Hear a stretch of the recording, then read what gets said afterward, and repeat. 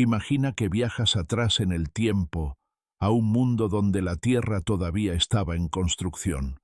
Un paisaje salvaje se abre ante ti, volcanes que rugen lanzando columnas de humo, selvas húmedas que palpitan con insectos gigantes y ríos que se desbordan como arterias vivas. El aire está cargado de humedad y de misterio. Frente a ti, rodeada por mares turbulentos, aparece la silueta de una isla que parece flotar en el horizonte Sulawesi. Hoy la conocemos como parte de Indonesia, pero hace más de 1,5 millones de años era un laboratorio natural aislado por océanos profundos que ningún animal terrestre podía cruzar. Y sin embargo, allí, en ese rincón perdido del mundo, arqueólogos modernos hallaron algo que sacudió la historia: herramientas de piedra tallada con una antigüedad de entre 15 y 18 millones de años. Piénsalo bien. Esas hachas de mano, esas lascas afiladas, tienen la misma factura que las encontradas en África Oriental, donde nació el género Homo. La semejanza es tan exacta que no hay duda fueron creadas por manos humanas. Y sin embargo Sulawesi jamás estuvo conectada al continente por tierra. Ni siquiera durante las glaciaciones, cuando el nivel del mar bajó cientos de metros, esta isla quedó unida a Asia. Eso significa una sola cosa: alguien tuvo que cruzar el mar para llegar allí. La idea desafía todo lo que creíamos saber. Durante décadas se pensó que los primeros humanos, como Homo erectus, eran nómadas resistentes, caminantes incansables, pero incapaces de surcar mares.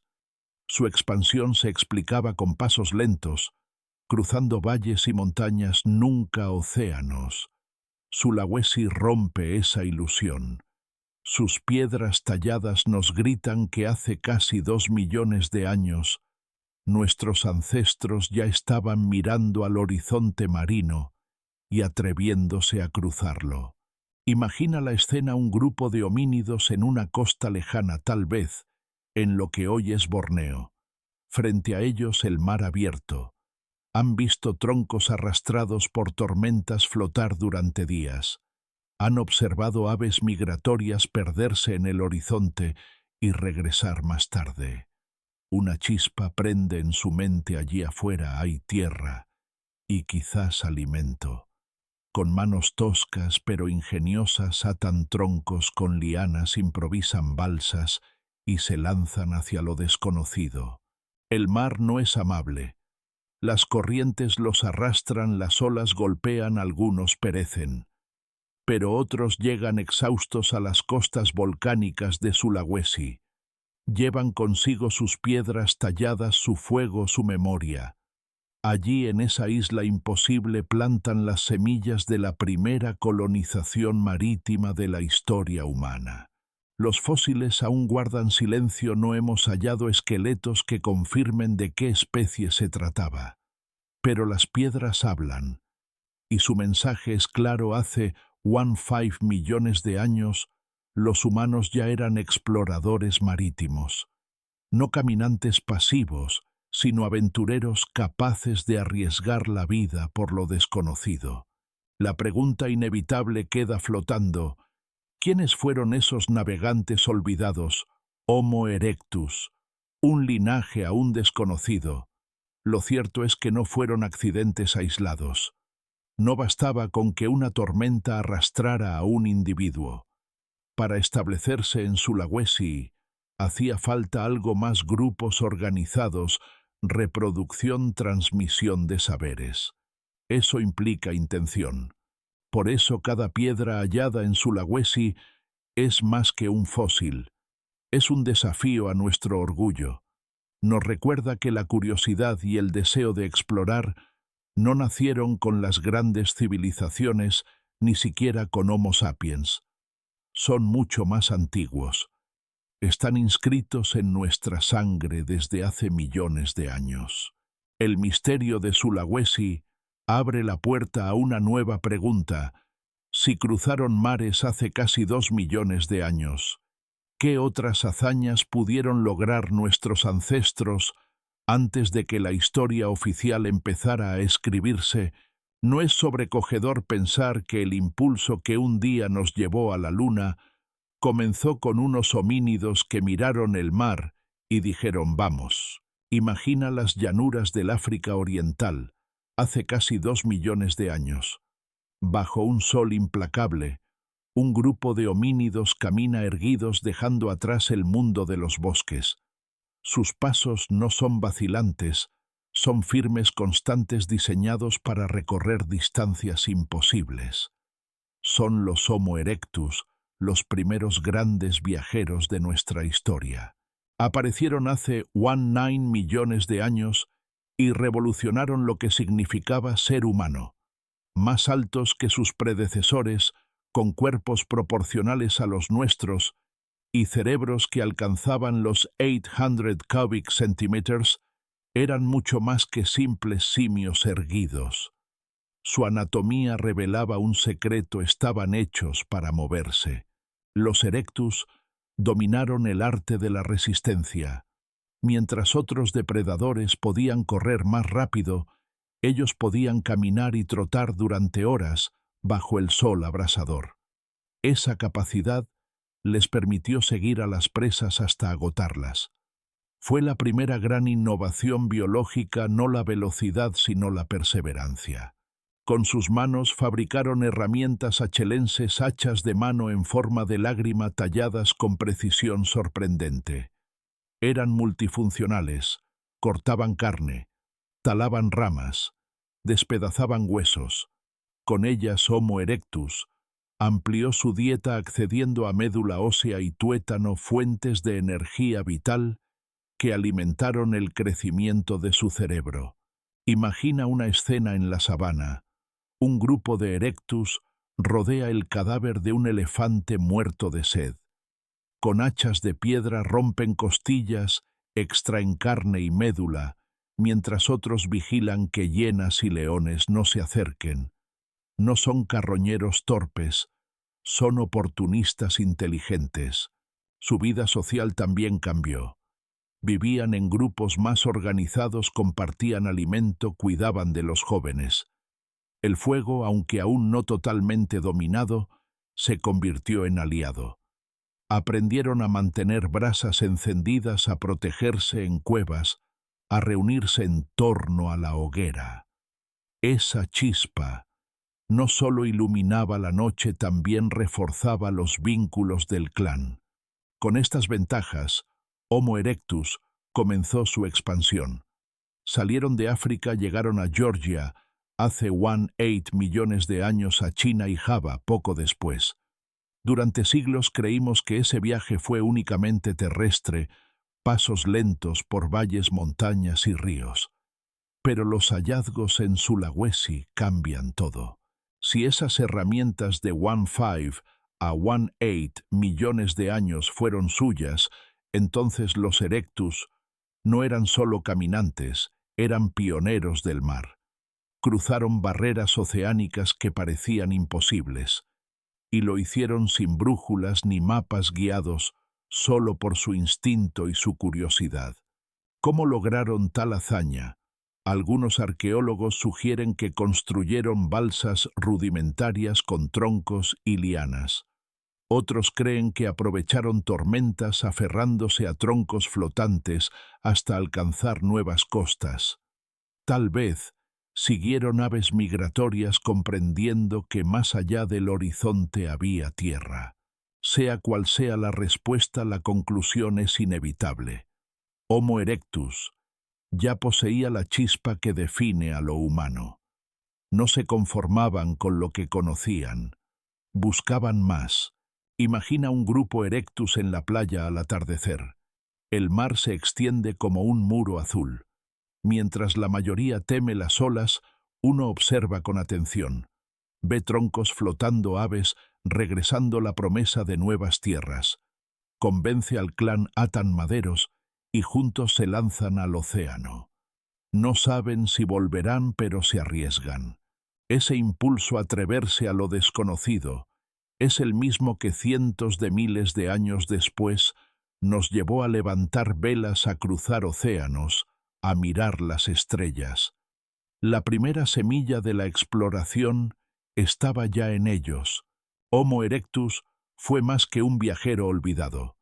Fue el primero en convertir el movimiento en destino, en transformar la necesidad en oportunidad. Gracias a ellos, el mapa humano dejó de ser africano y se convirtió en global. ¿No es inspirador pensar que cuando hoy soñamos con explorar Marte, en realidad seguimos el mismo instinto que encendió en las costas de África hace casi 2 millones de años? Imagina un mapa del sudeste asiático en la antigüedad. Los continentes y las islas parecen acercarse en las glaciaciones cuando el nivel del mar desciende cientos de metros. Puedes caminar desde el actual Vietnam hasta Java, siguiendo puentes de tierra que hoy están sumergidos. Pero hay una frontera que nunca desaparece, un abismo marino tan profundo que ni los hielos pudieron cubrir.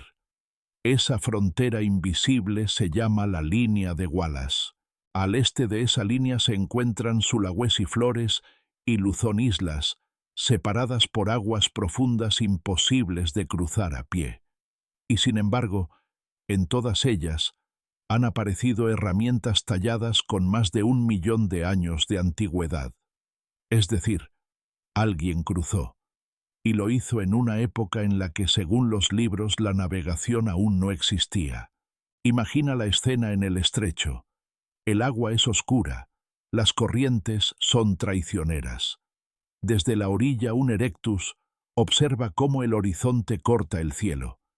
No hay puentes, no hay islas intermedias visibles, solo océano. Cruzar requiere algo más que fuerza, requiere intención. Los científicos insisten en que no pudo tratarse de accidentes aislados. Una tormenta puede arrastrar un tronco con un homínido, sí, pero eso no explica asentamientos completos ni generaciones de herramientas. Para colonizar una isla, hacía falta un grupo entero. Hombres, mujeres, niños. Fuego, conocimiento. Eso implica planificación. Quizá ataron troncos con lianas creando balsas primitivas. Tal vez observaron que los troncos flotaban tras tormentas y se aferraron a ellos de manera deliberada. Es posible que siguieran aves migratorias, intuyendo que al otro lado había tierra firme. Sea como fuere, la conclusión es inevitable. Hace más de 1 millón de años, alguien se lanzó al mar con un propósito claro. En Sulawesi, esas manos dejaron huellas, hachas de piedra, lascas afiladas, campamentos, donde el fuego ardió. La arqueología nos muestra que no fueron pasajeros perdidos, sino colonos. Se establecieron, cazaron, dejaron descendencia. La línea de Wallace, que durante millones de años había sido una muralla biológica, fue cruzada por homínidos. No animales arrastrados por corrientes, no aves migratorias, sino seres que pensaron, planificaron y ejecutaron un viaje hacia lo desconocido. Ese cruce no es un detalle menor. Es una revolución silenciosa. Significa que la curiosidad humana y el deseo de explorar ya estaban presentes mucho antes de que los sapiens pintaran cuevas o construyeran ciudades. La osadía de desafiar un mar desconocido nació con especies que ni siquiera sabían hablar como nosotros. Imagina el momento en que la balsa toca la costa de Sulawesi. Exhaustos, empapados, los erectus pisan tierra volcánica. Levantan piedras, encienden fuego y con ese gesto inauguran el primer capítulo marítimo de la historia humana. Allí empieza una tradición que millones de años después nos llevaría a izar velas, a trazar mapas y a circunnavegar el mundo. La línea de Wallace no era un obstáculo, era un desafío. Y nuestros ancestros lo aceptaron. Ese salto oceánico redefine quiénes somos. porque si ellos con herramientas de piedra y sin lenguaje complejo fueron capaces de mirar el mar y atreverse, ¿qué excusa tenemos nosotros para no explorar los horizontes que se nos presentan hoy? La historia de la humanidad comenzó cuando alguien se preguntó qué había más allá del horizonte.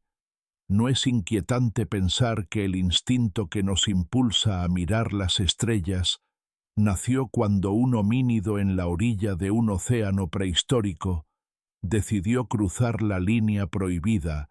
Imagina la llegada a Sulawesi, una isla volcánica cubierta de selvas húmedas y rodeada de mares turbulentos. Los recién llegados pisan su arena negra tras un viaje agotador. Sus pies se hunden en un mundo que nunca habían visto antes, y sin embargo deciden quedarse. La isla estaba poblada de criaturas desconocidas. No había elefantes gigantes, sino estegodones enanos, versiones miniaturizadas, adaptadas a la escasez de recursos. Había búfalos salvajes, aves enormes incapaces de volar, y reptiles que acechaban en los pantanos.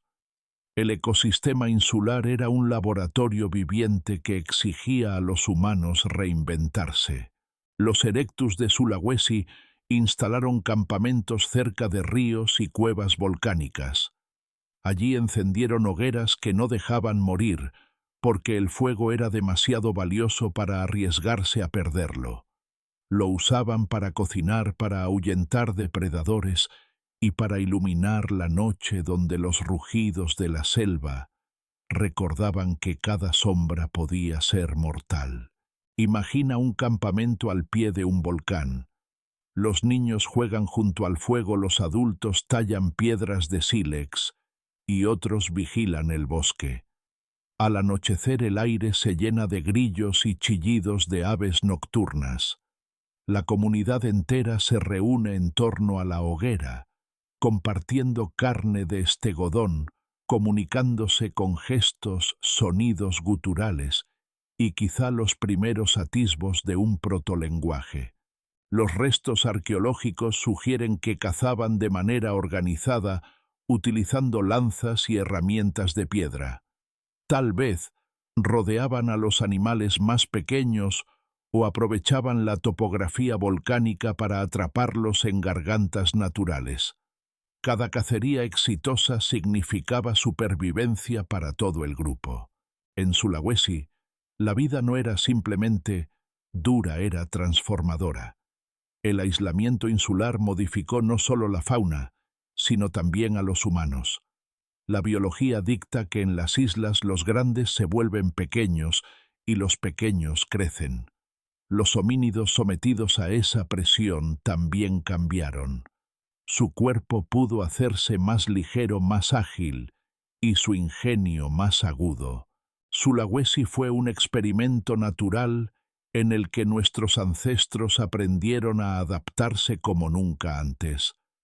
¿No es asombroso pensar que en una isla perdida ya se estaba forjando la primera lección de resiliencia insular que heredamos como especie? Los arqueólogos aún discuten cómo lograron cruzar.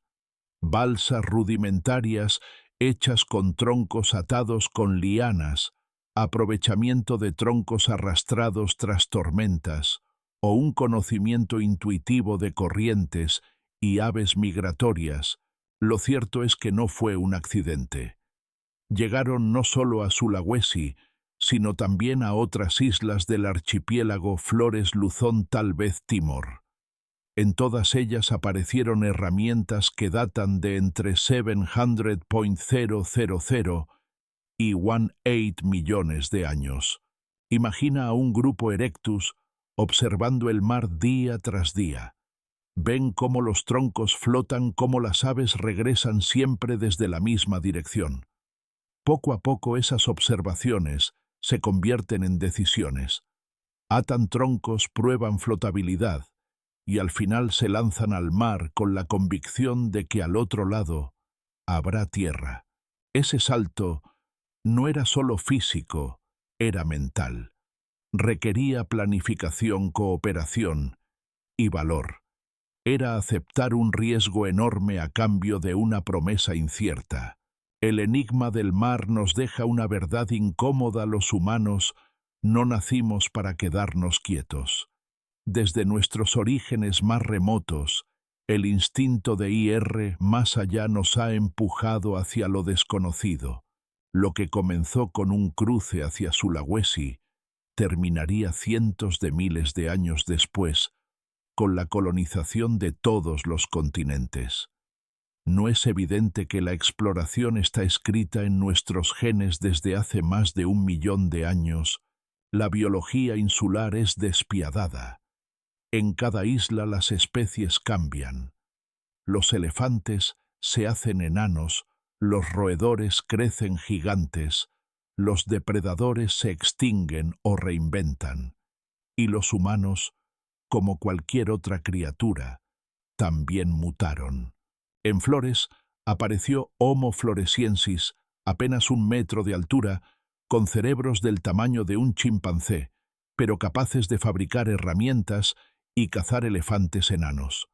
En Luzón, fósiles fragmentarios revelaron otro linaje, Homo luzonensis, con una mezcla sorprendente de rasgos primitivos y modernos. Sulawesi probablemente tuvo su propia variante aún oculta bajo la selva y la roca volcánica. Imagina la escena: un erectus robusto llega a una isla. Generaciones después, sus descendientes son más pequeños, más ágiles, más adaptados a la escasez. En ese entorno limitado, la creatividad y la cooperación se vuelven más importantes que la fuerza bruta. Cada isla fue un laboratorio evolutivo. El mar no solo separaba mundos, creaba nuevas humanidades. ¿No es fascinante pensar que sin estas islas jamás hubiéramos conocido la diversidad de linajes que enriquecieron nuestra historia? El fuego fue el aliado invisible de aquellos pioneros. Con él cocinaban carne, iluminaban la oscuridad y mantenían alejados a depredadores nocturnos. Pero algunos arqueólogos van más allá: sugieren que pudieron usar el fuego para transformar el paisaje, quemar zonas de bosque para abrir claros, atraer animales hacia esos espacios y así facilitar la caza. Era una forma primitiva de ingeniería ecológica. Imagina una noche en Sulawesi.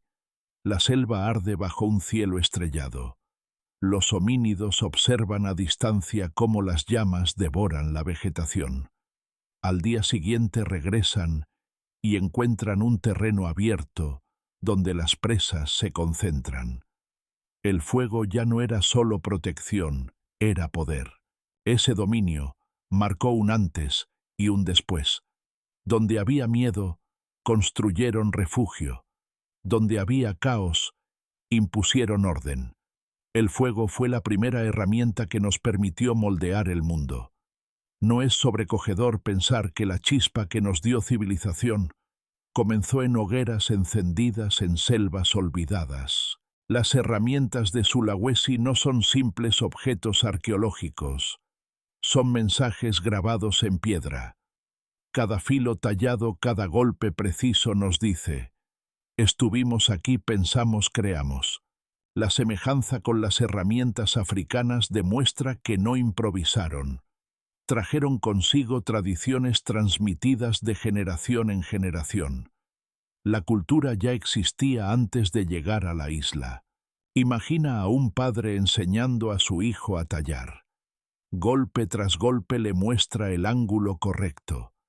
El sonido resuena en la selva como un eco de continuidad. No era solo técnica, era herencia cultural. Estas herramientas conectan Sulawesi con el resto del mundo. Son hilos que unen África con Asia insular, demostrando que la humanidad ya era global mucho antes de que lo sospecháramos.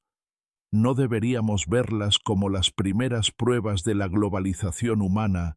Los hallazgos de Sulawesi y otras islas obligan a replantear nuestra cronología.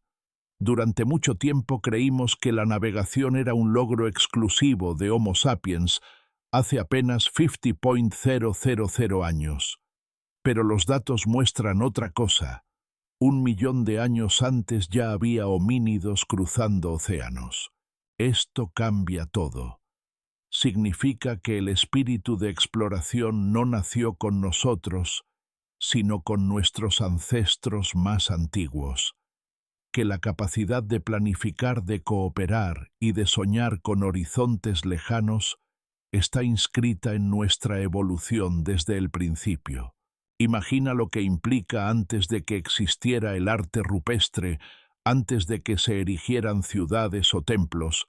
Ya había seres humanos que construían balsas y cruzaban mares. La primera gran aventura no fue levantar pirámides, fue mirar el mar y atreverse a cruzarlo. ¿No es hora de aceptar que la exploración es tan antigua como la humanidad misma? Hoy volamos en aviones, navegamos submarinos y enviamos sondas a Marte. Pero todo comenzó allí, en una costa prehistórica con un grupo de homínidos que miró el océano y se lanzó sin garantías. Sulawesi guarda las huellas de esa valentía, herramientas de piedra de 15 millones de años que nos recuerdan que somos hijos del mar y de la curiosidad. Imagina mirarte en un espejo. Crees ver a un Homo sapiens moderno, pero en tu interior late la misma chispa que empujó a aquellos erectus a lanzarse al océano. Esa chispa nos llevó a colonizar continentes, a escribir historias, a explorar galaxias. Los marineros olvidados de Sulawesi no son un pie de página arqueológico, son la raíz de nuestra identidad exploradora. ¿No es inspirador pensar que el impulso que hoy nos lleva a las estrellas nació cuando unos homínidos hace casi 2 millones de años se atrevieron a mirar el mar y decir: «Vamos,